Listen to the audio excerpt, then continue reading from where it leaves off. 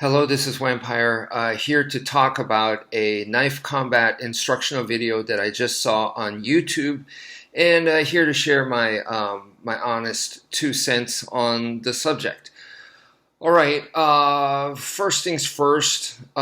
This instructor, which I'm not going to name names because I'm not here to mudsling. He does one of the things that I absolutely dislike in it's a kind of instruction that I hate, and that is the ones where the guy is just talking so much. He just talk, talk, talk, talk, talk. And I think it's very, very difficult to maintain info that way. Now, you might be going, well, isn't this a talk video? Yes, this is. So this is, in a way, it's more of a review video. It's kind of weird because it's a review video of a video that I'm not going to name. So that makes it kind of strange, but if you guys will forgive me for that. But this is a review. And then in my other stuff, it's martial arts talk or martial arts discussion, podcast style or whatever. But when I teach a technique or when I teach techniques or tactics and stuff, I try to demonstrate and I try to show you guys as fast as possible so you can see it, and then I'll do the breakdown. So I try to talk afterwards, and if I were to teach a class or a seminar or whatever, I try to minimize the talk as much as possible. Why? Because I already know the stuff that I'm trying to explain here. So what's, important for me is for you guys to get the reps. And then you could always go home and read about stuff, or I could send you emails or whatever explaining stuff. But the explanations, the way it resonates in your brain is not the same if you haven't done the actual physical practice. So you need to do the physical practice.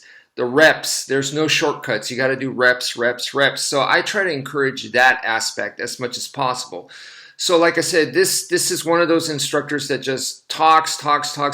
And also the big problem with that is it's some instructors can talk and it hits the mark.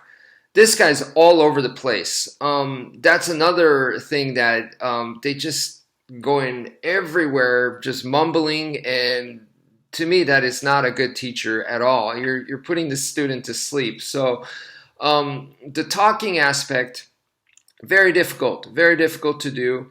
Not all of us are good storytellers, and not everything makes a good story. So, but anyway, so this person, like I said, is one of those, man, forbid anyone to take a seminar with this guy. I bet this person, like I said, is just going to be talking most of the time.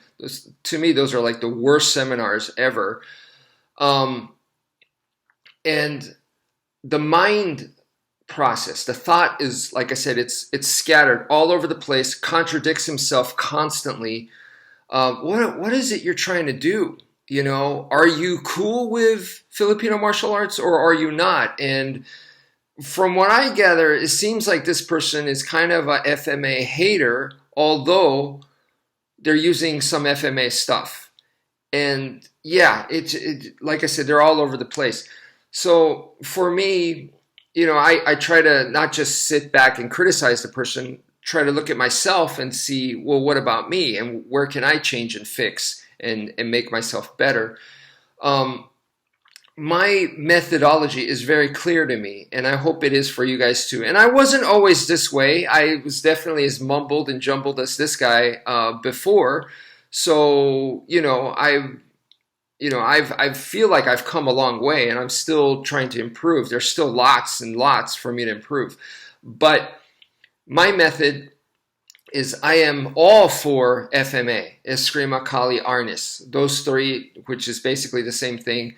I am all for that. That is what I studied. That is my main style. And my lineage comes from Professor Remy Presas, who he said that modern Arnis is about making it your own. So you get the traditional Arnis, which is Arnis de mano, and you make that into yours. you have to custom tailor fit for you, okay? Because if you just be a clone carbon copy, the clone is never as good as the original. So, he's telling you to make it yours, okay, to customize it. And therefore, it needs to evolve. And evolve is no insult to the original material. Evolve just means that it needs to change to fit the new environment. That's what evolution is. So the new environment is me with my experiences and my life. So I'm taking Arnis, the classical traditional Arnis, and now I'm adopting it to my life. So that's the evolution. So it's not insulting. It's not saying it's lacking, so I need to change it. No, it just means I'm adapting it to me and my life, the way that I feel like I need to use it. So he was saying that since day one for me when I learned the art. So that is what I did. And there was a time, I have to admit, was kind of like this guy, where I was confused and I felt like my material had evolved and changed so much from the original that I gave it its own name called the K4S system. So back in the day, I called it the K4S system. Now I changed it back. It's the same thing, just more evolved. And I called it Wmpyr, the Wmpyr method, or Wmpyr's Escrima, or the Wmpyr method of Escrima, or whatever, That's what I call it now, the Wmpyr system. And that is Wmpyr Escrima. And all that is, I'm going back to the roots. It's just the original Kali Escrima Arnis that I learned evolved to fit me. I made it my own. So when I look back on it, I cross-trained in a lot of different styles and I learned from it and mixed it in. But so did Professor Remy Presas. He had cross-trained in multiple styles and he incorporated to his modern Arnis, just like I have too. So to me, I'm still sticking true to that thought now, of make it your own. So I'm still an Escrima person. I'm still a Kali person. I'm still an Arnis person. So that's the way that I view it. I'm still doing that, okay? And the next thing is, when I look at what this instructor is teaching, I was so surprised that when I first saw it, I was like, I wasn't impressed with the instructor's tactics, strategy, the techniques, not at all. I wasn't impressed with any of that. What I was impressed with was the instructor himself. The guy is what I was impressed with. The guy was super skilled, okay? So he was super fluid, super smooth. So in a way, that's a red flag because the instructor is super impressive, but the system isn't, okay?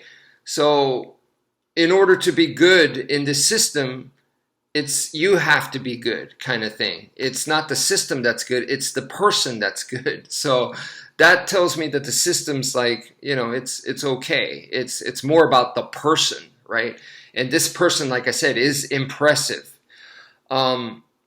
So I'm actually looking for the opposite, where the system's awesome, and I think on my YouTube channel, maybe I come across that way, is more about the system than me. Because I want the average person to be able to use it, and I don't think that I'm exceptional in any way. I have seen, and I'm not saying that to try to sound humble, I have seen exceptional people. So my training has let me know that I am not exceptional. If anything, I'm exceptional compared to a lot of people that I have met in the martial arts journey. And I have met a lot of people that were super talented, super impressive at this, at that, all these things.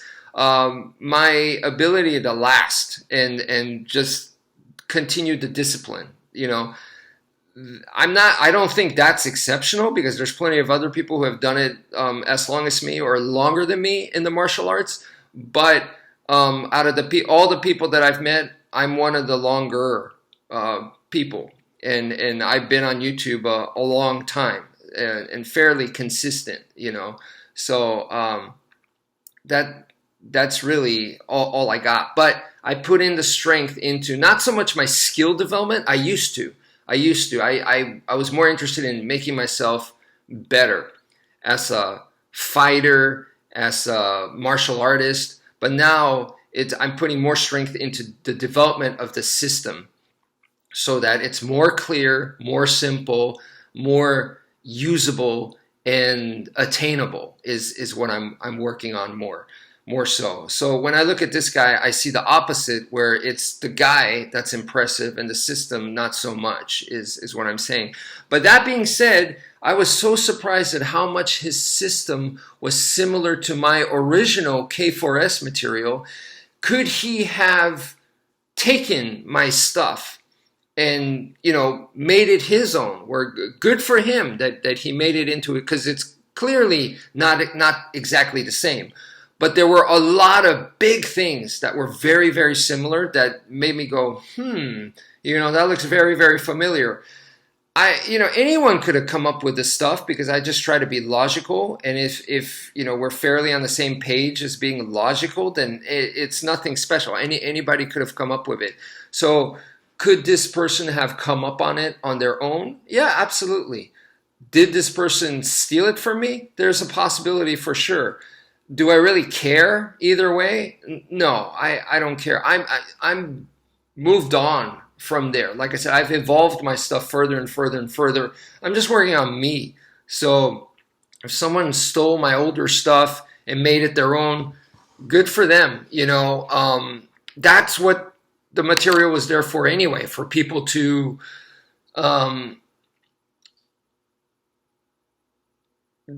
find something that works for them.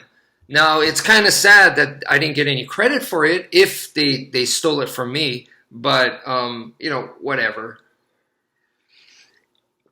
It's not like I believe in affiliations or anything like that. So if they had studied my stuff and they developed it, good for them. That's all I got to say. So what am I talking about? Well, so this person is primarily, to put it simply, their style is knife boxing, okay?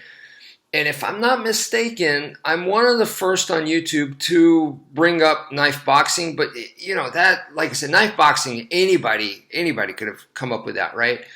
And watching their stuff doing knife boxing, okay. And I had originally seen that, and I was like, yeah, okay, whatever, big deal, right?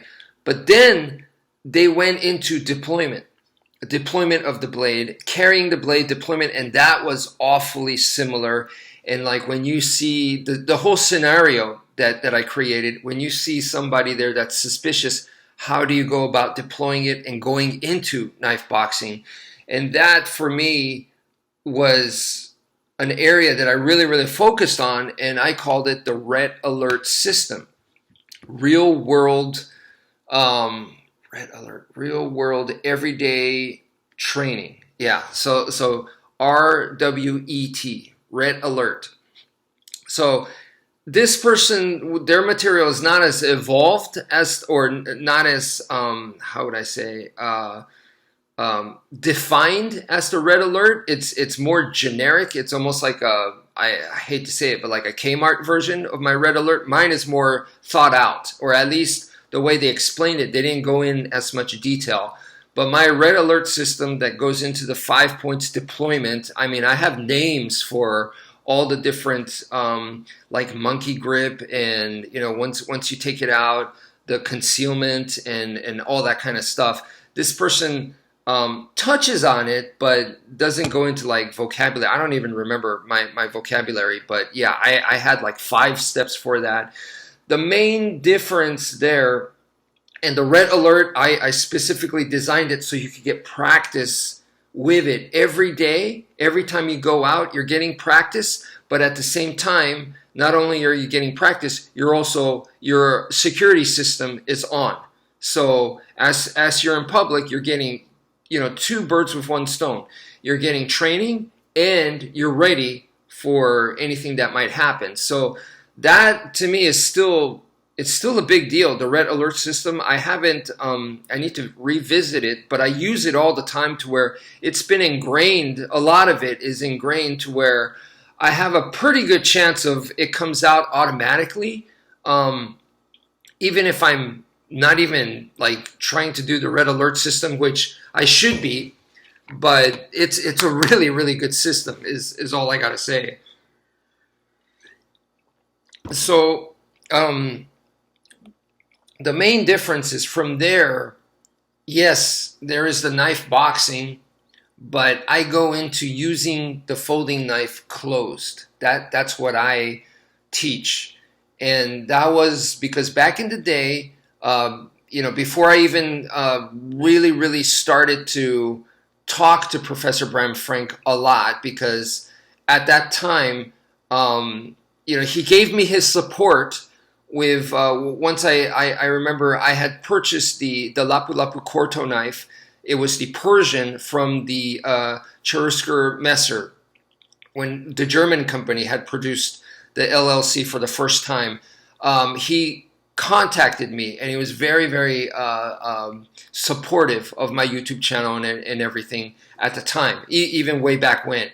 And but at the time, I wasn't really talking to him about the system and all this kind of stuff that we had talked about in more recent times, about his style of knife combat, and more specifically how to use the LLC knife in detail and stuff like that.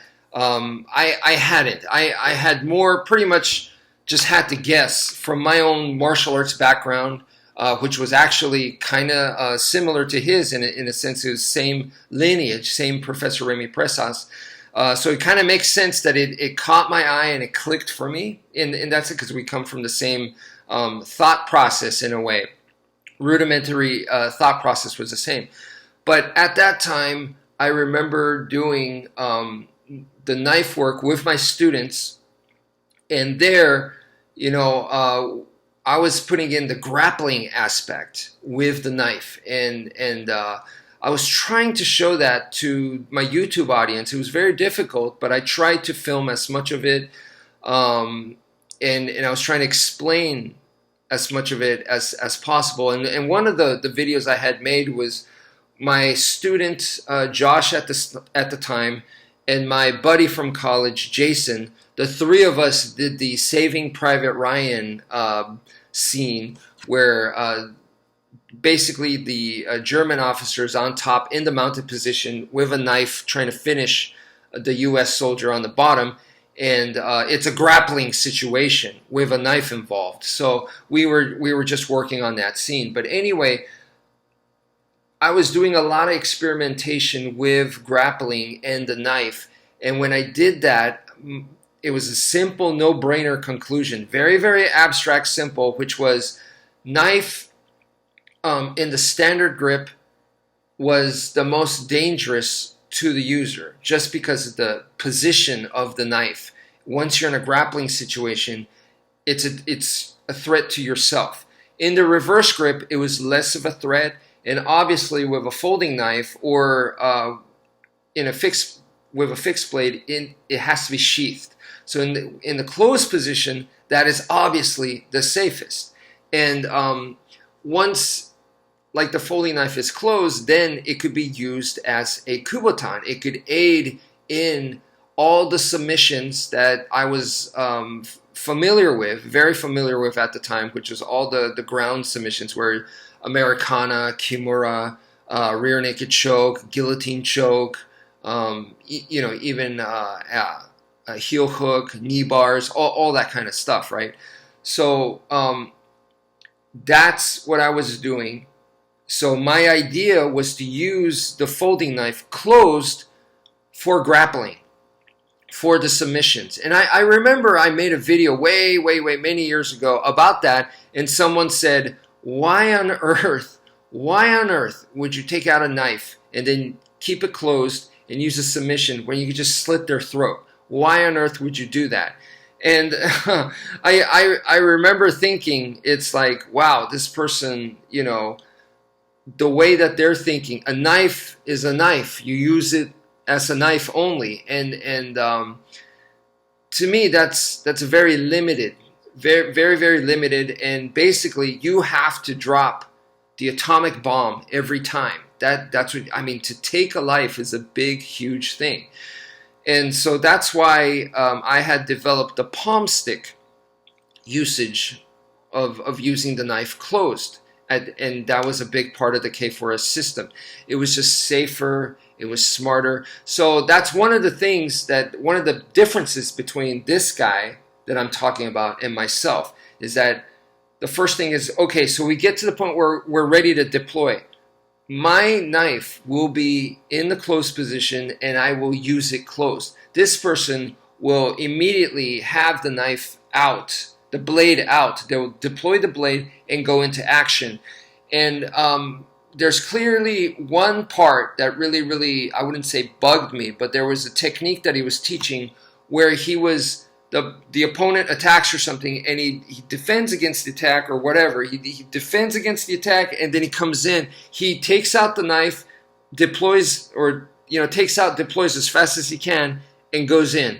And I would never, ever do that, because in combat, I believe in simplifying. Now, I know people say, fine motor skill versus gross motor skills, and I was the one always combating that when people said, like, well, what you're doing is fine motor skills, and I'm like, don't judge me. You don't know me, right?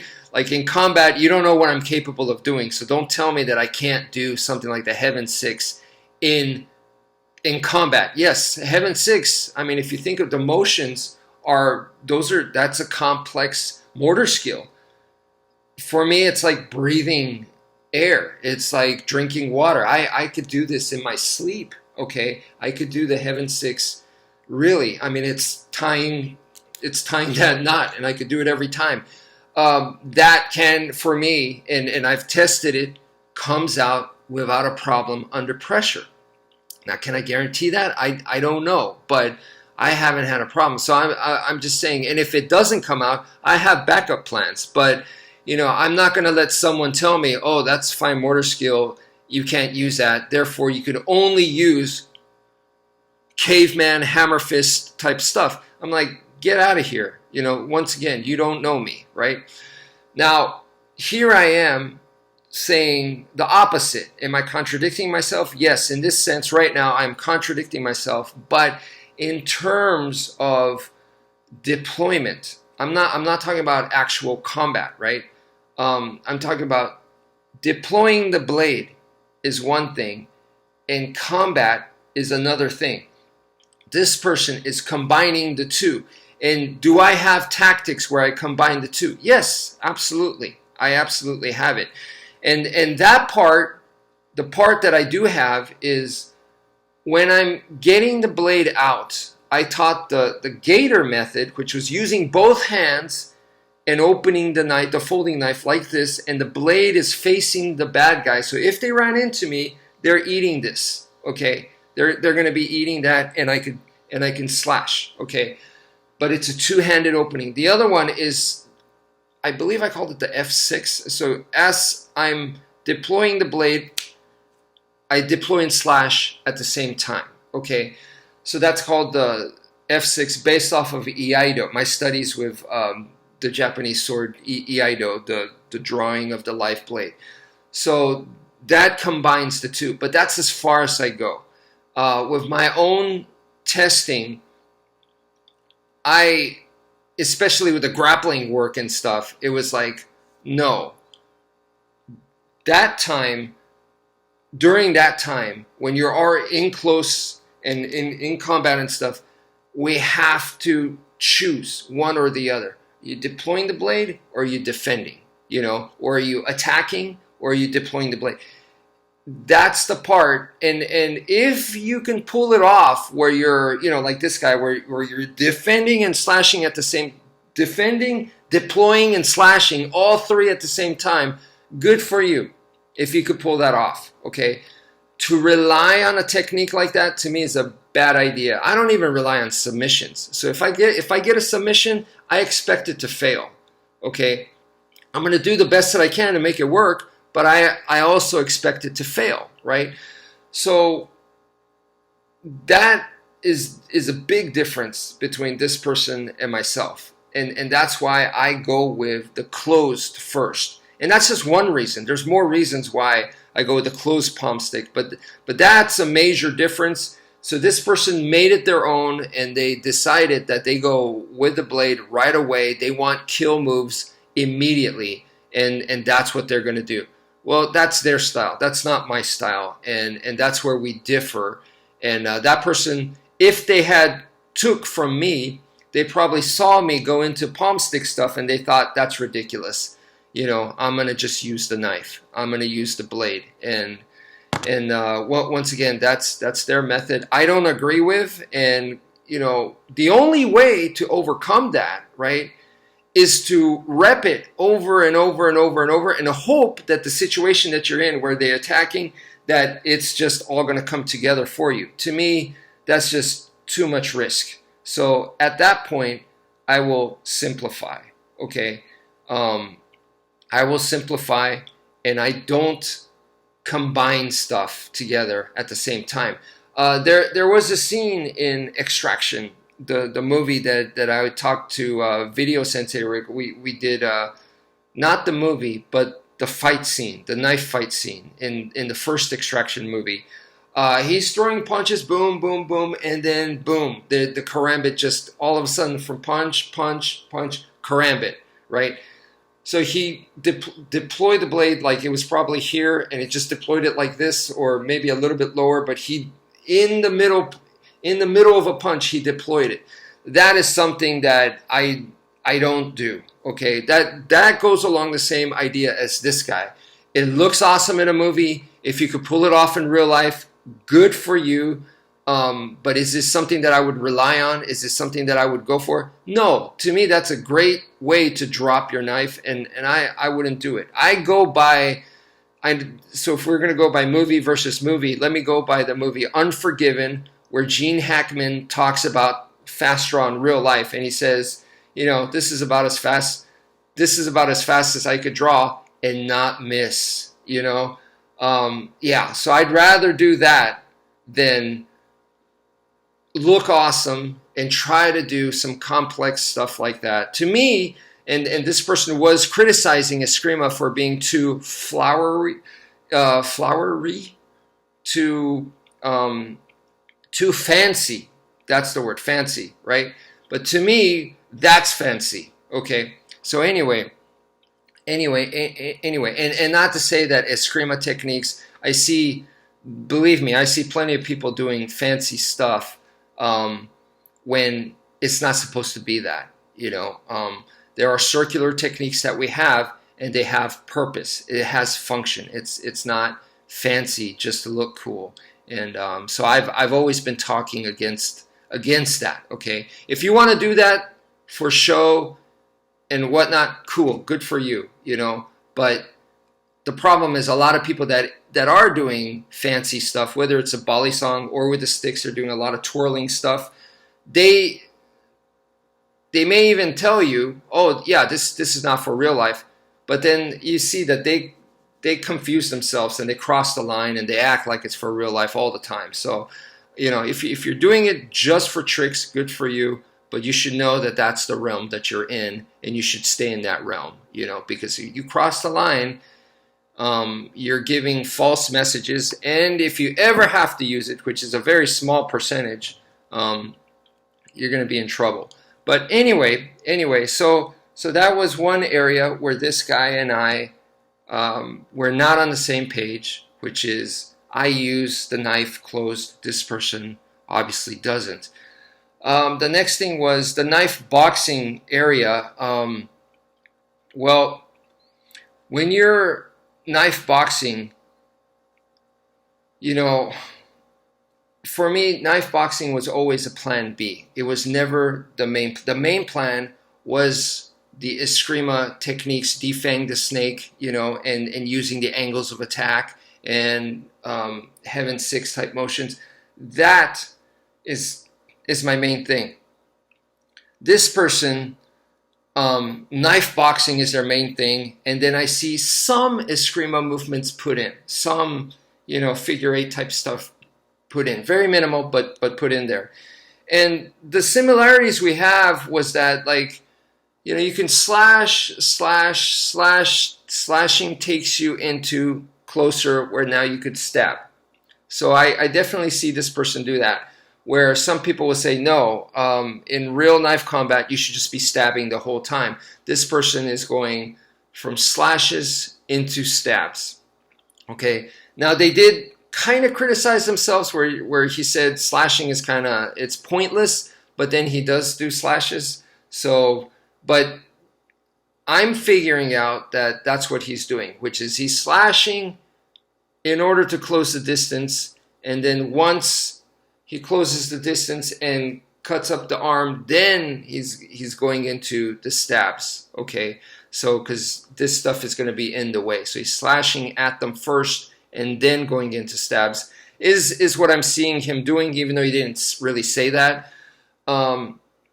So for me, it's really the Filipino method is the main thing. The knife boxing only comes in when, you know, what I was saying earlier with like something like the Heaven 6 is just way too complex for whatever reason. I'm having a brain fart, I'm sick, you know, for any reason, it doesn't feel right. I can't get the timing to defang the snake or whatever the case. Then I simplify. And I just, you know, jab, jab, cross, jab, jab, you know, cross, hook, uppercut, you know, just simplify, right? That's where the knife boxing comes in. I'm still doing something to make it difficult for them to come in.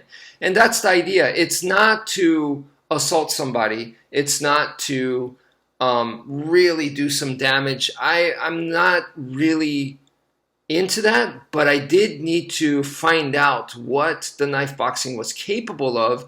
So I back in the day, brought in a bunch of furniture and went to town on it. And I found out that, you know, if you are going full power with some of this stuff, that's a great way to lose your knife and hurt your grip, hurt your fingers, hurt your hand. So that is something that I found out.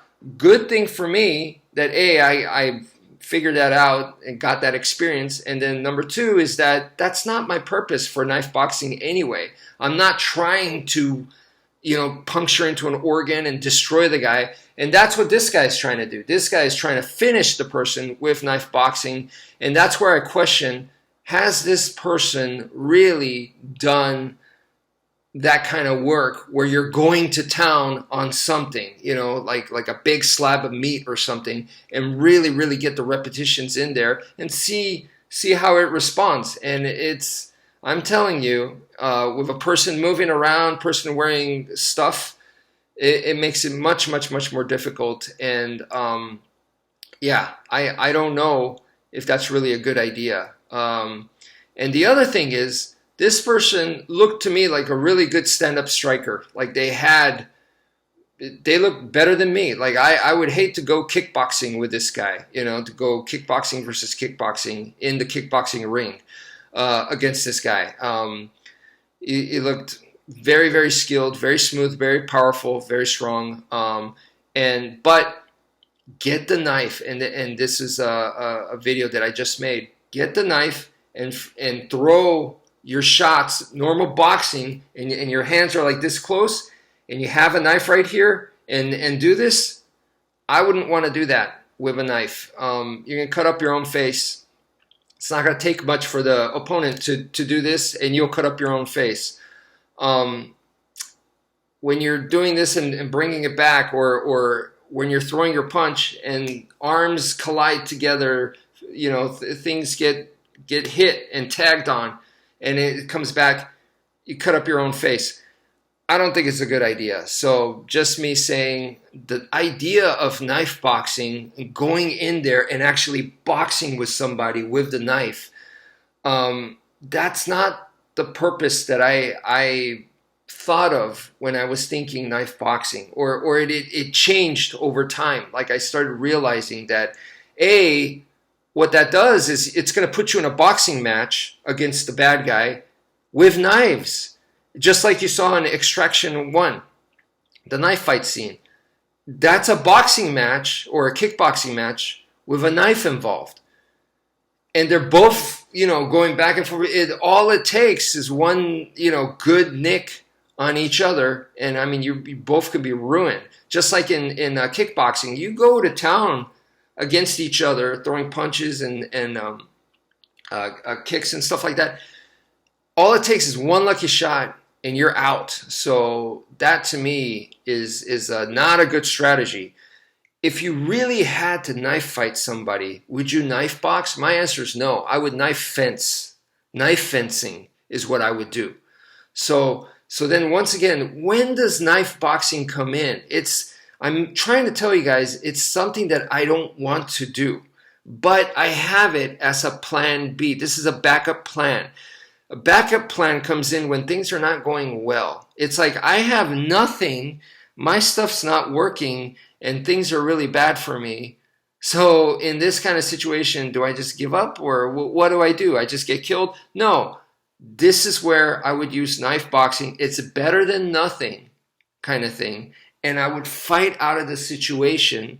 And by fighting out, I'm not necessarily trying to make contact, but by me doing this kind of thing, boom, boom, boom, it makes it harder for them to finish me. It makes it harder for them to attack me. So really using it as a more psychological defensive tool to create space. Okay, it's the other way is, as you see in MMA, the MMA blitz, where you're charging in with a 1-2, 1-2, 1-2, 1-2, which is like your Wing Chun punch or straight blast in JKD. That's an assault tactic, an assault technique, right? That you're going in with. Boom! You just go 1-2, 1-2, 1-2.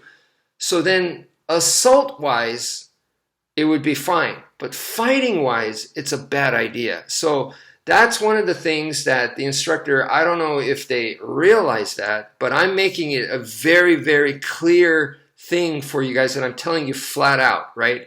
Knife boxing, either you use it for assault or you use it to create that space. I use it to create space because I don't want to go to jail, right? So then what he's teaching is really the only way it's going to work is as an assault tactic, and it's to go to jail. You're going to end up in jail doing something like that, It's very, very hard to justify because the timing of you being able to use that, if the bad guy already came into a store and is an active shooter and shot people, how are you going to go assault this guy? Because they're already, ready and shooting people and they're looking around. And so how are you going to come in? They're going to shoot you down. So it's useless, right?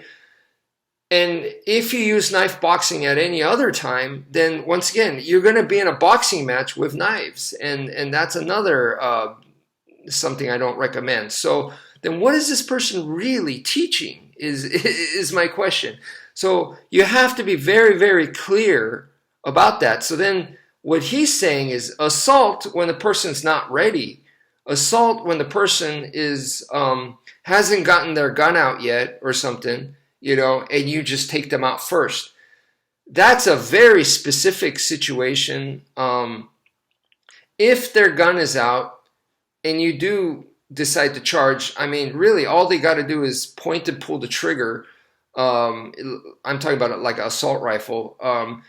If they clearly have a handgun, and I don't know why it would be out, but let's say it's out and you see them reaching for it, then you could try to beat that. But then again, that means they're like either a soldier. Why is a soldier there? Or why are you there in that environment? Or, it's some kind of security or police person. Why are you attacking someone like that? It's just, there's a lot of things that doesn't make sense to me. But what he's doing, definitely, it looks good on camera. It looks really cool. You see the person practicing. You see the person boom, boom, boom, boom, boom, and with the knife and everything. It's rapid fire. It looks awesome. But we really have to think of the context. And it's too bad that a lot of us, our context is thinking like this superhero scenario. Here's the bad guy. Here's me. boom, I take them out. I saved the day. You know, we're thinking unrealistically, and it just, for me, the knife boxing, I think a lot of people have misunderstood it. So that's it for now. Thank you for viewing, and take care, folks.